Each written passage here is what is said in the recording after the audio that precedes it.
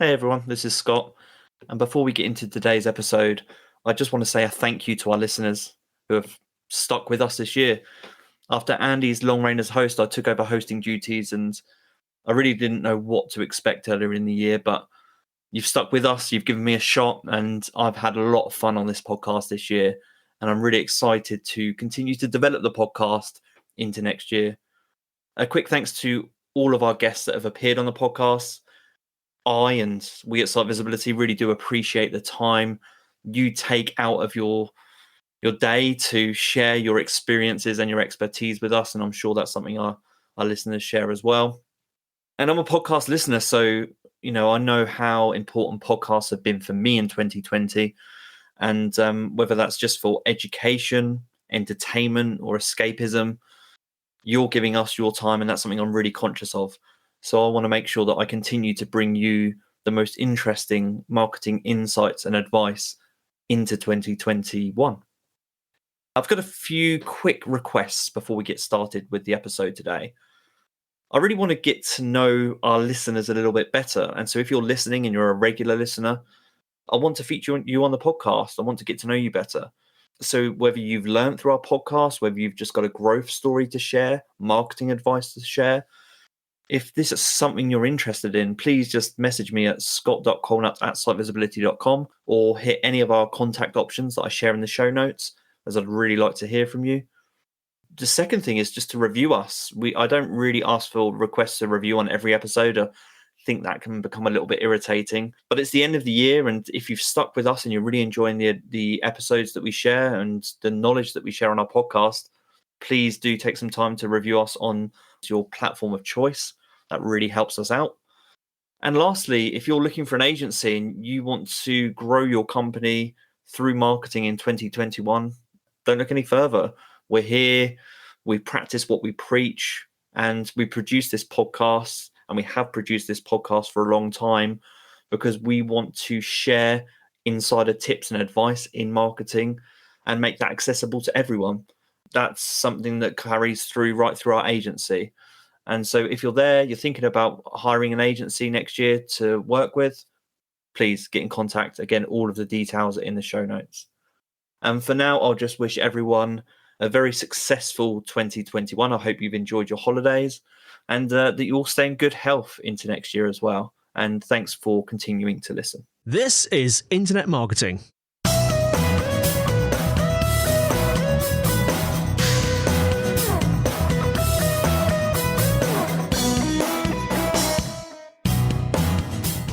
Hello and welcome to the Internet Marketing Podcast brought to you by SiteVisibility.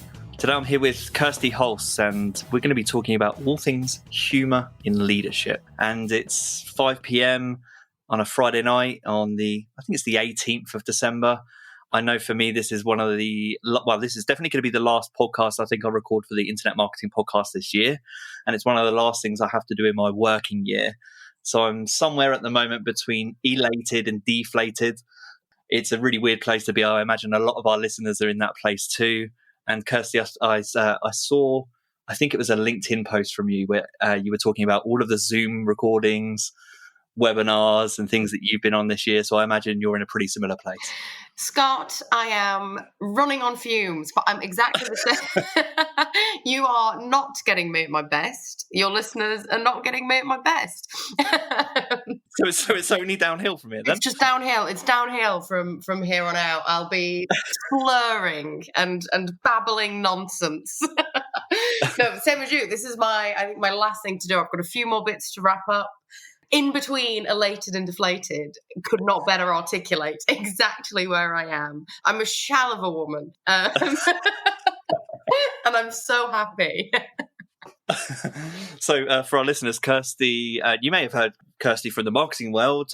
Kirsty, you founded a marketing agency. Mm-hmm. You're a speaker.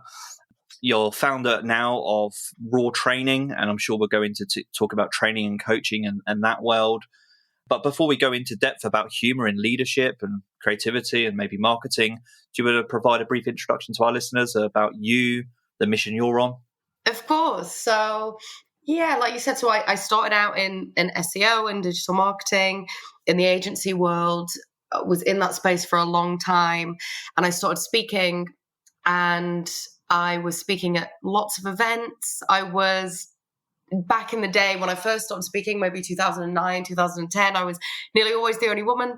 So I started, I guess my journey is I started giving free presentation training to women to try and level the professional playing field. And at that time I was running Many Minds, the agency. It was getting bigger and bigger and bigger. And you might know this, it was just turning into this like beast that I hadn't set out intentionally to create. And I realized that running an agency is, you have to really want it. And it's because it's a lot of work. And I didn't want it enough. And then I started doing this work around training and leadership. And it just felt so much more me, and it felt so much more natural and normal for me to do that. So I founded Raw Training a couple of years ago. And I've been focusing on that ever since, really. And we help businesses, like you said, be more confident, be more creative, be more playful, and all of those things that I guess come more naturally to me. That's really interesting, and something I hadn't really thought to ask. But was there like a single trigger moment like an aha moment where you thought, oh, actually, this marketing thing isn't for me, and maybe this other area is, or just did it happen naturally over time? That's such a nice question. Thank you for asking. And there was a very specific moment. Our biggest client at Many Minds, they sent an email, and it was coming up to contract renewals. And they sent an email. They were like, love the work, really great. So let's just renew the contract. Procurement will want you to do a 3-year extension. So we'll just get that going. And the words 3-year extension, it just hit me. And if they'd gone, we'll just go on to a rolling contract, I think I might still be doing it now. But it forced me to reflect. And in that moment, I just went, oh no. And I knew then that I didn't want to sign that. And because they were our biggest contract, it just kind of there'd been a few things happening. I'd done some coaching training at that point. And I think in that moment, it all kind of came together. And I was like, oh, I know now that I don't want to be doing this in 3 years. And it just made that very clear for me. So the reason I wanted to talk to you about, I mean, again, I didn't mention in the intro there, but you're also a stand-up comedian. And humour for me personally has a big role to play in leadership. So I'm managing director at SiteVisibility. I'm essentially responsible for managing, coaching, motivating a team in an agency environment. So I guess exactly the type of person that kind of might come to you for your support and help and expertise. I've always valued, in my experience, humour from managers and mentors in my career, and actually just colleagues. You talk about it on your website, but the agency environment is it's a challenging environment. Mm-hmm. People make or break an agency, and yeah, for me, I value the role of humour in the agency environment, and I guess I'm really curious from your experiences in that. Was it ever difficult for you to lead with humour? What challenges did you face when you were leading with humour? Do you know, my answer to that question, actually, Scott, is it was difficult for me to not lead with humour, in the sense that it is so ingrained in me. Like, I deeply believe, like, so to my core, that laughter is the smallest distance between two people. I come from a family where, like, humor's at its core. I've got 5 older brothers. The way we communicate is through humor. I didn't ever know anything different. And actually, so for me, my learning had to be early in my career was to temper that. Because for me, I'm very, very, very informal. Yeah. And I think that really resonates with some people, really doesn't resonate with others. And, that's okay.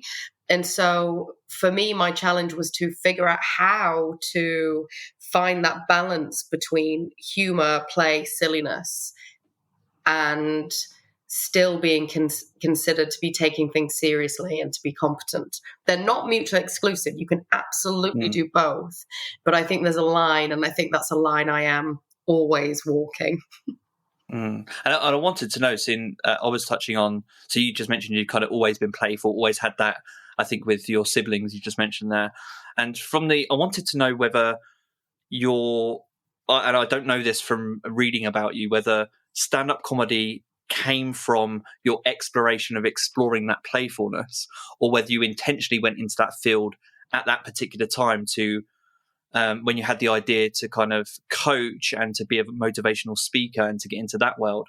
So was it the goal to become a stand-up comedian, or did stand-up comedy help inform those other roles? So Stand-up. I started doing stand-up, so classic, after a messy breakup, and I wanted to redefine myself. Textbook. And people had been saying to me for years that I should do stand-up. And I was like, no. And then I did. But that was a while. That was 2015. And actually, I started doing stand-up pretty much the same month, the same year as I founded Many Minds. And actually, it was really lovely because I just started this agency and our first client was Virgin Atlantic. So it was big, quick. There wasn't much of like a run up. It was like straight in. And actually having this outlet, this creative outlet of stand up was perfect, actually, because it's so different. And for me, I started doing stand up, but then I did a few stand up courses and I just learned the craft of writing jokes. And I really believe that if someone has a bit of an interest in it, it is without a doubt the best tool to learn confidence, creativity, writing that I think there is. I'm so passionate about the impact stand-up can have on someone's professional competence. It's really, really powerful. That leads nicely into what I wanted to ask you anyway. So maybe just speaking more practically, can you speak about some examples in your career? And that could be whether it's historically through marketing or currently through training and coaching, how stand-up informs your work. Maybe some practical examples. Lovely. Okay. So practice. Actually, brevity and practice is what I learned in stand-up. So before I started doing stand-up, I would deliver a speech or a presentation, whether that's to one person, 10 people, 100 people, and I would just go in and do it. Started doing stand-up, and I very quickly learned that actually every single word counts. In stand-up, there's a theory called word economy. And that is basically the more words you use broadly, the less funny the joke. Not always, but often we can lose a punchline in an explanation and we can overtalk. So this concept of articulating your message in as few words as possible, that's a skill I really learned in stand-up. Because when you first start doing stand-up, they have something called the type 5, which is basically where you have 5 minutes, that's it. And you start with 5 minutes because it's hard to do that. It's hard to get across your material in 5 minutes. And it has to be succinct and clear. And you learn to do that through knowing exactly what it is that you want to say and writing it out and then practicing it. And then that's a skill that I then brought into my speaking. It's a skill I brought into my emails. It's a skill I brought into certainly difficult feedback conversations. That brevity is really important. And I think going through the process of really honing the ability to articulate messages quickly and clearly. And I started laughing because I realized perhaps maybe I'm not doing that now. that self-doubt creeps in and like, maybe I'm waffling. I feel like I'm waffling. No, to be honest, you were doing fine. But it's funny how there's a part of your brain there that says, "Oh, come on, shut up." Yeah. So I think that's one of the main things that I learned through stand-up. And in terms of its practical applications, it is this theory of word economy. And in stand-up, you also have something called stacking. And I use this in my confidence and presentation coaching. And stacking is when you have a setup for a joke or a punchline, and then you add something else onto it, and then you've lost the original thought or idea. And we can also see this in communication. So, for example, and you'll be really good at this and you're not stacking, is interviewers or leaders may ask a question and go, okay, so how do you feel about this? And in terms of what do you think went wrong? And by that, I mean, so what do you think maybe we could do better next time? And suddenly we've lost the whole question. We've lost the original point. And this idea of stacking is when you say one thing, another thing, another thing, another thing. And then you've lost the power and the pertinence of the original point. And people tend to do it when we're nervous. And I'm sure there'll be people listening, because I use it a lot in my coaching, who will be like, yes, I definitely stack. Yeah, no, I'm conscious of what you're saying. And I know that I've done that before. And I can think to instances where I've done that and thought, I should have just stopped after the first sentence. Mm-hmm. What I'm curious about as you're talking there, I mean, it applies to copywriting, what you're saying as well, which is an area that I love, the ability to succinctly deliver a message by honing that brevity. But Are I'm you curious really to know. conscious of stacking now? Have I made you very self-conscious? No, sometimes I like talking as well, so I'm going to do both.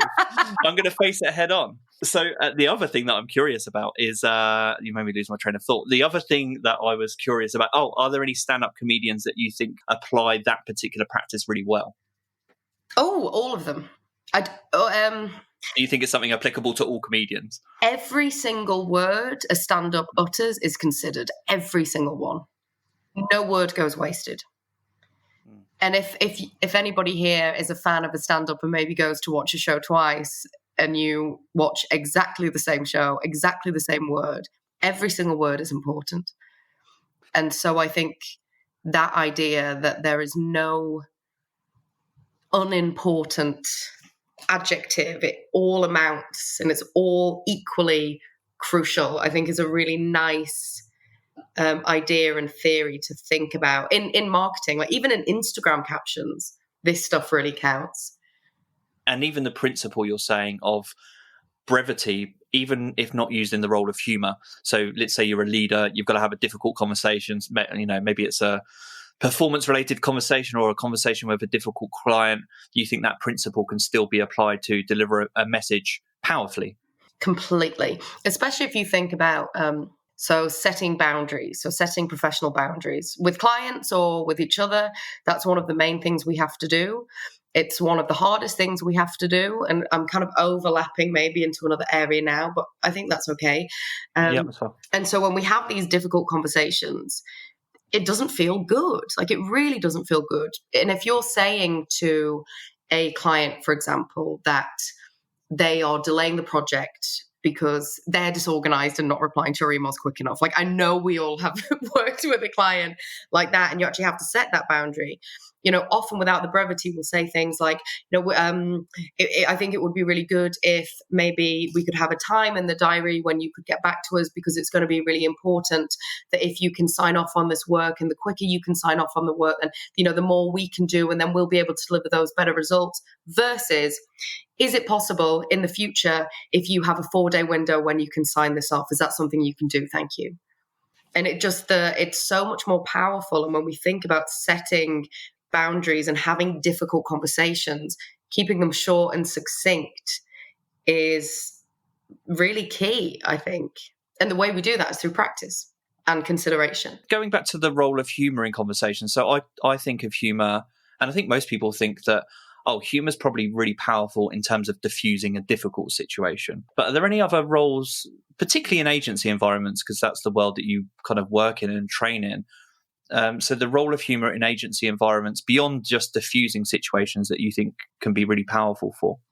That's interesting, actually. Thank you for asking that, because I don't think a place of humor is diffusing difficult situations. I actually think that's when humor can maybe misfire, just instinctively, just because I think sometimes when we're having difficult conversations, it's a difficult conversation. It has to be taken quite seriously. And I think that's sometimes when humor can maybe not perhaps be sensitive. For me, I think where humor has its real value is actually just in everyday, ongoing, those kind of always on conversations. And I think where it really, really has impact is when used on self. I think we can become more approachable, more likable when we mock ourselves. I think being able to laugh at yourself is very humbling, and I think can really bring people together. Self-deprecation is one of those things that I agree. I often see it as a catalyst, like you said, that can bring people together, and it gives everyone a little bit more room to breathe and relax a little bit more. I think if you see someone that's a mentor or in a leadership position that perhaps doesn't take themselves too seriously in that respect, they're willing to be self-deprecating. That can be quite a comforting thing. Yeah, and I also think there's a worry that I think people think that being self-deprecating is diminishing of confidence. But my perception is the exact opposite. That if somebody is comfortable enough with their flaws and their weaknesses, and we all have them, and if somebody is comfortable enough to look at themselves, call them out, and make a joke about it, for me, that's confidence. rather than the other way around. And I think, and it's also worth saying, this is very subjective. I think some people respond very, very well to this, others not so much. But I think broadly, as a leader, if you can point at your mistakes and your flaws and joke about them in a way that is still pragmatic and compassionate, then I think it's a very powerful tool. And speaking about humour and power and the power that humour has, one thing I'm really interested is the area of self-confidence. And you've touched on that several times during that opening kind of discussion. And I feel sad when I think about people that humour could be their biggest skill or their biggest asset, but perhaps they're in environments where they don't get to practice that skill or utilise that asset to make themselves and their colleagues happier. And I don't know why that might be. That could be, actually, that's a good question for you. How can leaders encourage a culture where humour is kind of accepted? We talked about self-deprecation maybe being one way to do that. Are there any others that you think where leaders, particularly in agency environments, can make that more acceptable, and for people where humour is a natural part of their character, encourage them to bring that out in their work? There's a quote by John Cleese. Okay. And he said, if you want creative workers, give them room to play. And so I think it's just creating that space for silliness. And, you know, bringing silliness into corporate environments can sometimes feel a bit like kitsch or a bit eye-rolly, but I think there's loads of really, really cool ways to do this. So I was actually reading a study that some academics have done on the importance of humour in business and actually meeting effectiveness. And so these academics had two control groups of some people who had just a normal standard everyday meeting, and then the other control group who had a silly meeting. And so they did very different ways to like bring that silliness in. But one of the ways they did it was they got the participants of the meeting to play a secret game where half of the people in the meeting knew what the rule was and the other half didn't. And the rule was that if someone in the meeting touched their face, then somebody else in the meeting had to put their hands in the air and go, "Isn't life beautiful?" And so just that like subtle silliness in a meeting where half of the people know that you and I are in a meeting, Scott, I'm in on it, you're not. If you touch your face and I go, "Thank you so much for those figures and reports, Scott, I just very quickly want to inject just to check in with everyone because isn't life beautiful?" It's just ridiculous. And so that was one of the examples that the academics used. But I think for me is, you know, creating a culture of play. And there's lots of books on this, like Lego is used a lot as a corporate tool and being able to do this, bringing toys into meetings. And I think what I found, because I do a lot of like improv and stand-up exercises in my confidence work, is it takes a bit of time for people to warm up to it. But then suddenly we start to play because we do know how to do that. We just forget. Interesting. And this is something I wanted to ask about as well. So that's a good transition into this area. So I wanted to ask about the topic of some people are going to be sitting there and thinking, okay, maybe I know that humor could be useful, but I'm just not a funny person. And I'm curious to know from your perspective, do you think that everybody has funny or everyone has humor in them? Yes, absolutely 100%.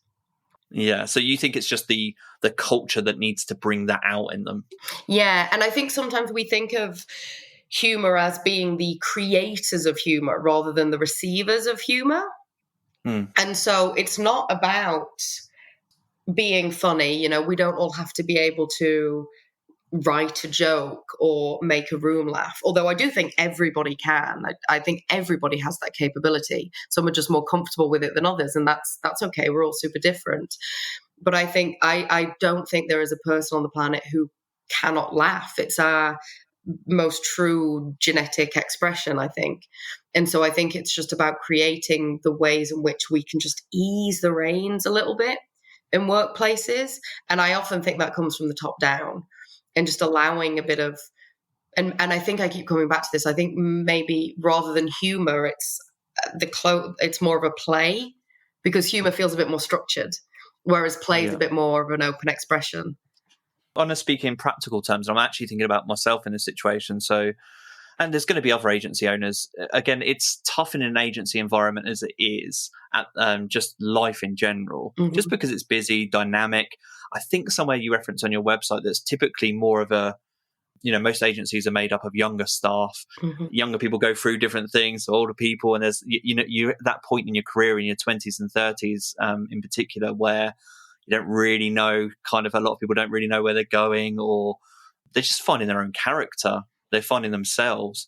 And you've got lots of people experiencing that at the same time in an agency environment that's very difficult. So as a leader, I'm looking at that. And then this year, we're in the pandemic, and the volatility that causes agencies and the unusual situations that have occurred this year just causes more stress, more anxiety. And so I'm looking at ways myself, and I'm sure a lot of other people are, to think, okay, how can I ease anxiety, ease stress? I think comedy and humor has a big role to play in that, but I want to go beyond that and create a culture, as you've just described, where it becomes a habit, it becomes play, it becomes a thread within the culture. Are there any other practical ways in which me and other agencies can do that? So I think for me, and this is so tricky, isn't it? Because trying to, I can't help but think of David Brent. When you think of someone trying to create a funny corporate, this is the thing, yeah. corporate culture. You can't force it. You can't force it. You can't. And so I think for me, it's perhaps not about how you cultivate humor. I think the question is more about how you make sure you're not cultivating humor, if that makes sense. Because I think so often it's actually more about a removal of the need for business to be serious. I think that's the place to come at it from, rather than thinking about, how we can make everybody laugh in these meetings. That's too difficult, I think. But actually, I think if the question is, how can we make sure that we're not taking everything so seriously? And I think if that's the question, then that's much more answerable, and perhaps appeals to, the other areas you alluded to, like obviously now, like stress, work-life balance, and actually just softening the edges of agency environments. They're busy, they're fast-paced, we all have deadlines to hit, but we can absolutely soften the edges of them through thinking about the ways in which we can just take the whole thing less seriously. And I wanted to understand a little bit more about the training that you've provided. And this is quite a loaded question, but I'm interested in any examples of, and it could be from people that you've trained and you've transformed them or their agencies through your training. Because I'm interested in kind of your anecdotal experience of people that have been transformed through humor. But on a similar train of thought there, also would love to hear from any examples of brands that you think have been transformed through their use of humor. Interesting. Okay, so in terms of the way in which I aim to transform others, my main lane is confidence. And I use humor as a Trojan horse almost, because when we talk about confidence, I'll use this as an example because it's huge in agencies. It's one of our biggest agency challenges and consequently opportunities. If you can create a team that's willing to advocate, speak on stages, deal with client conflict compellingly, all of those brilliant things. But actually what we're dealing with here is vulnerability, fear. It's often quite heavy topics. And so when you use humor as a way to approach that, then that becomes a lot easier. So in terms of examples, I mean, there's hundreds and hundreds of people that are now speaking at events that otherwise wouldn't have been because of the work that I've done with them. But I'm trying to think of what the best answer to your question is. Are you looking for specific examples of how to do this? I want a feel good story. Oh, you want a story? Yeah, I think so. I think I want. I'm thinking about. Yeah, I think it would be interesting to hear about whether it doesn't have to be in an agency environment, but whether it's someone you've trained or an agency that you've coached that, or a person that you've coached or trained that's gone through this experience of using humor to build their confidence and transform themselves or their agency. Or perhaps if you've got any examples that come to mind of, even if you haven't worked with them, brands that you think have done that you're aware of. Oh, there's so many. So yeah, I think for me, there's been so many times, and I think this is the main driver for perhaps why I do what I do, and I think confidence and play is so important. There's been so many times when I've gone into businesses or worked with individuals, and someone has said to me, I never ever put myself forward for opportunities. People will email me and say, do you want to speak at this event? And I will always say no. And then through just playing, and it's different for everyone. There's like hundreds of different techniques I use, and some of them are stand-up based. And so some people really resonate with that. And actually, I have a story. So there was a time I worked with a wealth management firm. And so not an agency, but it was what I was expecting to be an incredibly tough crowd. So it was what exactly, if I say to you, Scott, imagine the most corporate finance company you can imagine. What you're picturing, that. Yep. So it was that. And they were trying to work with basically people who worked in the tech space, people who were making a bit more money and were maybe a bit younger and weren't their typical client. And so they wanted to learn how to communicate to the children. Basically, was the brief I got. And I got two of these wealth management people through improv exercises to pretend to be at a table. And I went into that thinking, this is going to be awful. They are not going to resonate with my work. We all have our biases, right? And I brought my biases into that meeting. I had expectations that they would be serious and stuffy and wouldn't like my work. But I went in, and at first they were often cautionary when I say, I'm going to do some stand-up and improv exercise with you now. People are normally like, oh, this is going to be the worst. And then both of them pretended to be a table. They were laughing, they were giggling, they were playing. And about a week later, they removed soup policy from the business. And so so that's just a tiny little win of getting some people to pretend to be a table in a boardroom and then having like an actual impact in terms of what they deem to be important and how they project themselves. And I think there has been that shift in terms of how we allow people to show up in business. Yeah, it's interesting that you gave that example. It just led me to a question which I'd actually forgotten about prior to this episode. I thought about it about 2 weeks ago, and then I'd forgotten it, and I've just remembered it again. And I'm interested to know from a training perspective. So again, lots of people listening to this are familiar with team building exercises that the intention is to bring people together. And you've just talked about how you approach that from the angle of comedy or humor. But I think the effects of those one-off training sessions can sometimes feel short-lived. So you have a really great time sometimes on the day, or sometimes not so much. I'm sure we've all known those team building days as well. But then you go away and then you don't apply it to your agency longer term. So is there anything that you think you do uniquely within your training that gives it some longevity? Oh, lovely question. Honestly, when I first started Raw, my training was so flash in the pan. I went, and that was okay because I would, people would have a nice day and it was fun and it was great. But in terms of like long-term implementation, that's much harder. And the reason for that is, and I have an answer to this question that actually 2020 has helped with, is I think you have to start any training with an acknowledgement that there is a big difference between learning and transformation. And even this is a concept that is new to a lot of us. So often we go into training situations as if it were a classroom, because that's what we know. And classrooms tend to be passive environments where you sit back, you learn stuff and you are taught, you are given information and then you absorb it and then somehow things are different. But actually when we talk about personal professional development, it's very different because it isn't a passive experience. It is, I will give you some tools, some techniques, some frameworks, and then you have to go away and apply them. Because a lot of the work that I do, it's about habit forming different habits, forming different thought processes. And no trainer can do that for somebody. Someone has to do that for themselves.